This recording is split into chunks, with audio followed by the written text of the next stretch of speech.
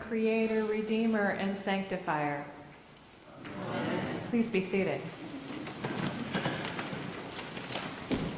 So, when you first heard this passage, what was the first reaction you thought of? Honestly, for me, I kind of rolled my eyes. Really? Do you really think Jesus is going to fall for that? Hey, Jesus, I have a favor. Can you grant me a favor that I ask? No, Jesus is way too smart for that, right? Well, I kind of actually get it, though, after I read this a few times. The sons of Zebedee, they really saw it. Jesus, 2018. Well, I mean, actually, in their case, Jesus won. They truly saw that Jesus could change their world if Jesus was to go to Jerusalem and to take over. Make Jerusalem great again. Or I'm with him?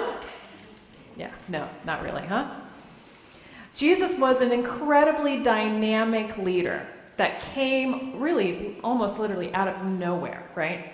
And he preached a hope that was so remarkable that even the powerful and the rich came to him and said, "How can I be part of the kingdom of God?" I don't know about you, but I don't have a lot of rich and powerful coming up to me and say, "Hey, how can I be part of the kingdom of God?"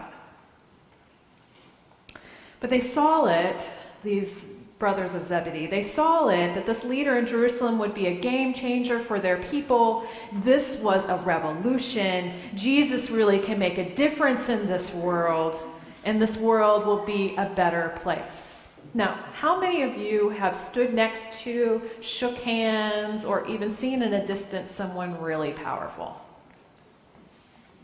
I'm going to tell you about a time that I did. It was like 5 seconds, but it was kind of amazing. I was in Peace Corps, and on occasion, the president will come to different Peace Corps and have breakfast with the Peace Corps volunteers, which really means they give us a wonderful breakfast. They come in after we've had enough coffee and food and shake our hands and then leave. But 5 minutes of glory. And so I was in Bulgaria when President Bill Clinton came to Bulgaria, and I got to shake his hand.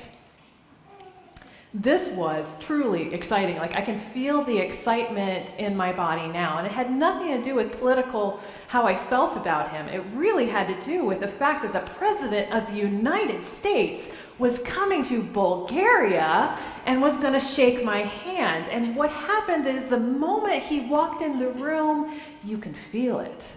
You can feel it in the air. You can feel how other people felt about him, right? There's this magnetism that happens with a powerful person. So could you imagine what that must have been like with Jesus?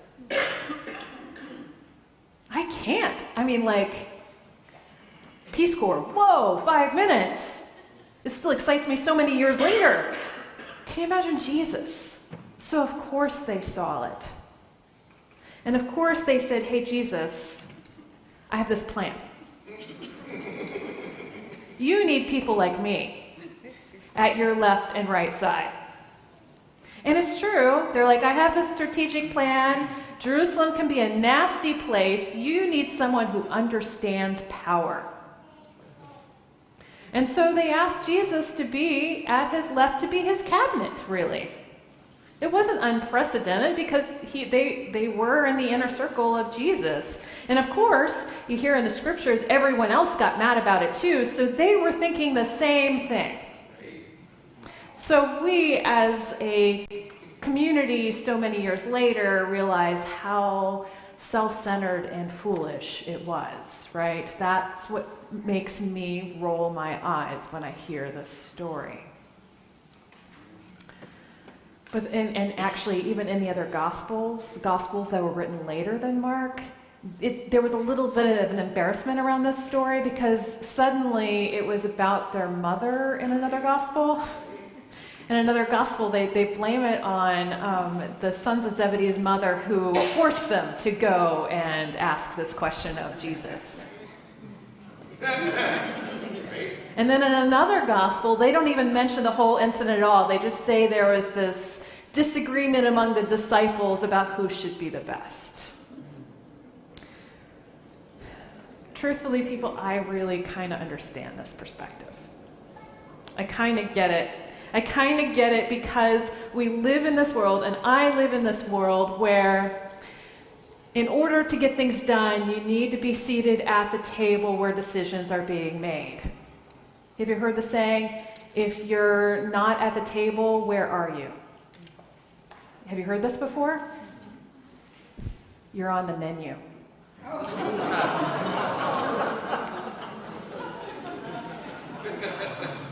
It's, yeah. This is the world we live in, right? So, of course, when Jesus says that the kingdom of God is not going to look like Jesus 2018, or anything I could possibly imagine, I, like the sons of Zebedee, completely fall short of my vision of what Jesus means for the kingdom of God. And when the kingdom of God, he talks about it, he talks about the ones who have the lowest jobs, the jobs that nobody wants, or no job at all, are the ones who will be first to inherit the kingdom of God. I really can't quite put my whole heart and mind around it. Maybe you share the same sentiment. It seems as though I've heard this lesson so many times, sometimes it feels like it's lost on me, right? Why do I keep hearing this message? Jesus talks about a power scheme that isn't about top down, it's down up. And the only way that we can be transformed in this world that lives in this top-down model is by learning how to be baptized by the Spirit, by learning how to love by giving. The more we give, it's true in relationships, isn't it? The more we give, the more we receive. And I hear, over these past few weeks, I have had a great time, a wonderful time, an amazing time coming to some of your homes and hearing your visions for St. Paul's. And in it, I've learned about where God is present, or pieces of it, where God is present here at St. Paul's. I actually believe I've learned a little bit. I've seen sparks of that kingdom of God that Jesus is talking about in the things you do. I'm going to pick on Chuck Glass for a second. I didn't even tell him. Sorry about this. But he said in a Bible study that in his ministry is where he's received the most he's ever learned. In prison ministry, he has received more than he could possibly imagine to give. I think that's what Jesus is talking about with loving. Here's another example. Do you see that lovely sun coming through here? On the left side here, or my left side, your right? That sun, if you were to look out past the glass, past the sun, you're beginning to see walls. Walls of this incredible building project. This building project that is $21 million. And it is going to be 4 stories high. And it is going to host 45 apartments for people who don't have housing. Or for people who have been out of the market. What was there before? A house, right? That hosts this incredible ministry that will be in the basement of this building, or in the first floor of this building. I think of basement because I think it's the foundation of it. That's why I say basement. I've done it twice.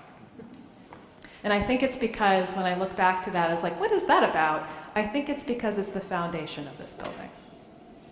This community is giving a lot to Walnut Creek. because we know that that is how God is calling us to live into this world, by giving what we have so that we may receive more than we can possibly imagine. This Sunday is, we're going to start our stewardship campaign. And the dreams and visions of St. Paul's, knowing this building, I just can't even imagine of what we can do in these next few years.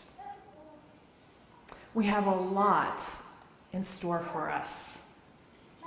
And we are a community that tries to reach into that kingdom of God, tries to be transformed by giving and loving and loving and giving.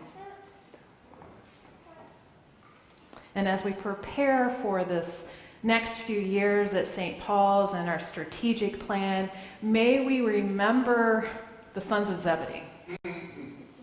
That God has more vision for us than we can possibly imagine.